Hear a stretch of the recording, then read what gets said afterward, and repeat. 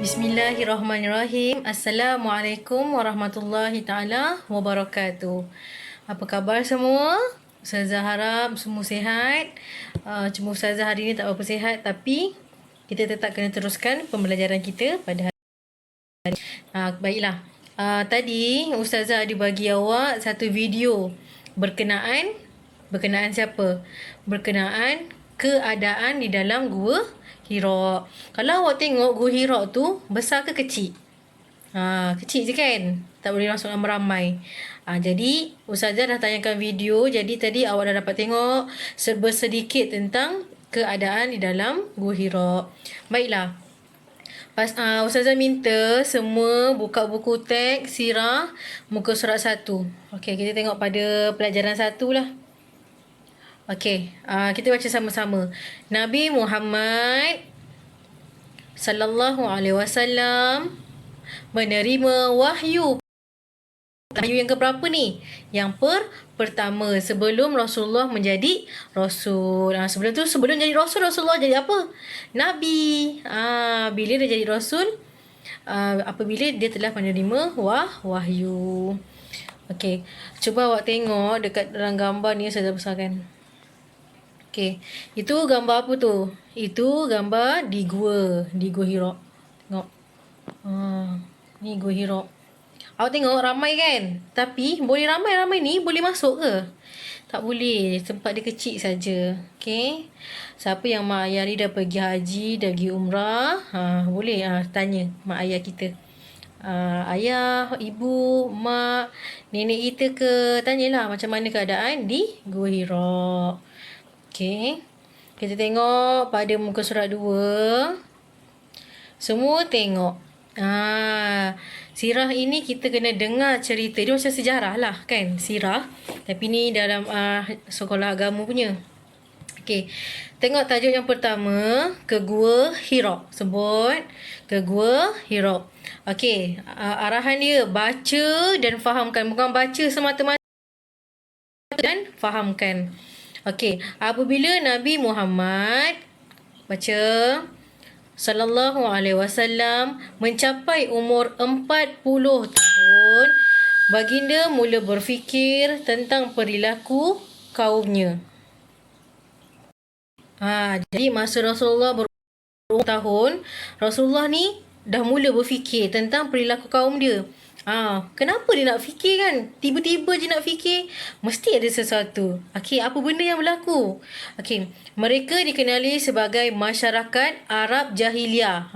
Orang Arab zaman Rasulullah tu dikenali sebagai orang Arab Jahiliyah. Jahil ni awak tahu apa? Jahil ni dia macam jahil, tak tahu, jahiliyah. Kenapa digelar masyarakat Arab Jahiliyah? Kerana mengamalkan agama menyembah berhala. Lagi apa? Dan melakukan pelbagai kemungkaran seperti membunuh, merompak, meminum arak, berjudi dan bermacam-macam kejahatan lagi. Okey. Dikenali sebagai masyarakat Arab Jahiliyah sebab dia mengamalkan menyembah berhala. Menyembah berhala macam mana? Menyembah matahari, menyembah bulan. Bila dia nampak matahari, hari ni ada matahari. Sebab matahari lah.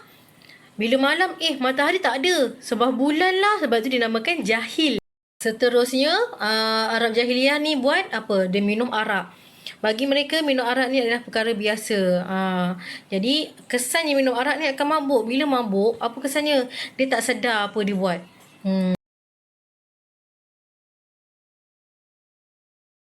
Berjudi. Berjudi ni kenapa diharamkan Islam? Sebab dia macam bergantung pada nasib lah. Bergantung pada tuah. Kalau hari ni tuah dia okey, dapatlah hasil lah. Laburlah duit dia. Lepas tu tuah dia tak okey, tak dapat hasil. Bila tak dapat hasil apa? Dia akan pinjam duit. Bila pinjam duit apa yang jadi? Dia tak dapat nak bayar. Dah kena kejar pula. Dah kena kejar kan dengan ahlong ke kan. Sebab dia dah pinjam duit.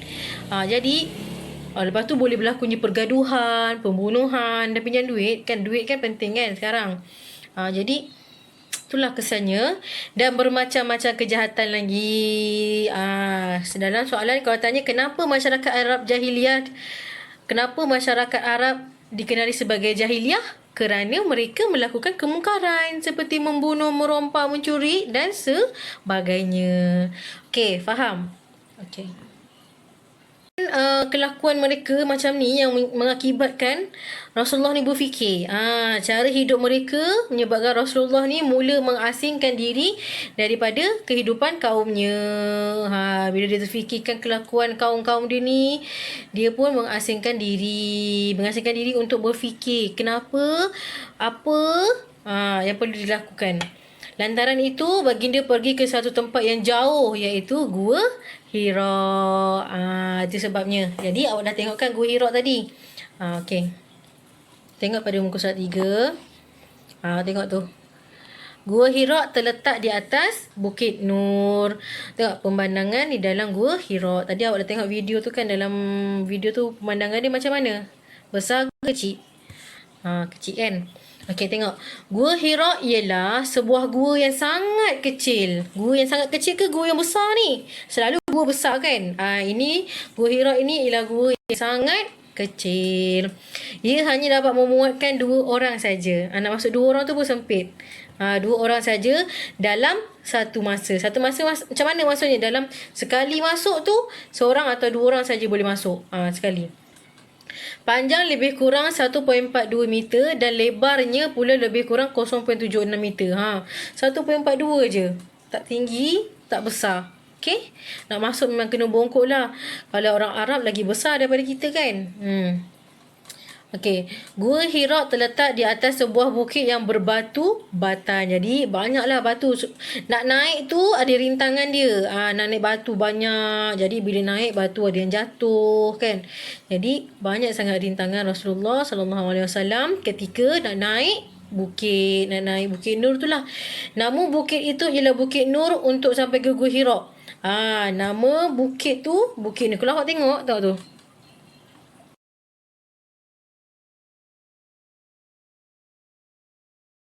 Untuk ke Gua Hira.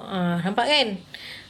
Jadi Gua Hira ini berada di atas Bukit Nur yang di mana baginda terpaksa mendaki setinggi 550 meter. Okey, kita refresh balik. Gua 2 orang saja dalam satu masa. Panjangnya 1.42 meter, lebarnya 0.76 meter. Yang di mana Gua Hira ini terletak di atas Bukit Nur. Ni Bukit Nur, ni Gua Hira terletak di atas. Okey, dan tinggi dia Rasulullah untuk mendaki ke Gua Hira itu setinggi 550 meter. Ustazah ulang semula. Awak ingat semula Ustazah ajar apa tadi ya? Ulang semula. Umur berapa tahun yang difikirkan umatnya? Berapa? 40 tahun. Apa yang Rasulullah fikirkan? Kenapa? Fikirkan tentang perilaku umat dia. Kaum Arab dulu dikenali sebagai Arab Jahiliyah kerana apa? Kerana melakukan banyak perkara yang terlarang. Contohnya, merompak lagi. Lagi apa? Minum arak lagi. Berjudi lagi. Banyaklah lagi kan? Tak terhitung dah. Okey, lepas tu disebabkan itu Rasulullah pun berhijrah. Rasulullah pergi ke tempat yang gua yang jauh iaitu Gua Hira. Pandai awak. Senang kan cerita ni? Best kan? Tentang kisah Rasulullah. Lepas Nur. Pandai kan? Jadi awak semua dah faham apa yang Ustazah ajar. Jadi setakat ini saja pembelajaran kita sirah pada hari ini. Dan Ustazah akan bagi awak latihan. Okey, latihan sirah, padankan dan juga isi tempat kosong lah. Okey, itu saja. Wabillahi taufiq wal hidayah. Wassalamualaikum warahmatullahi taala wabarakatuh.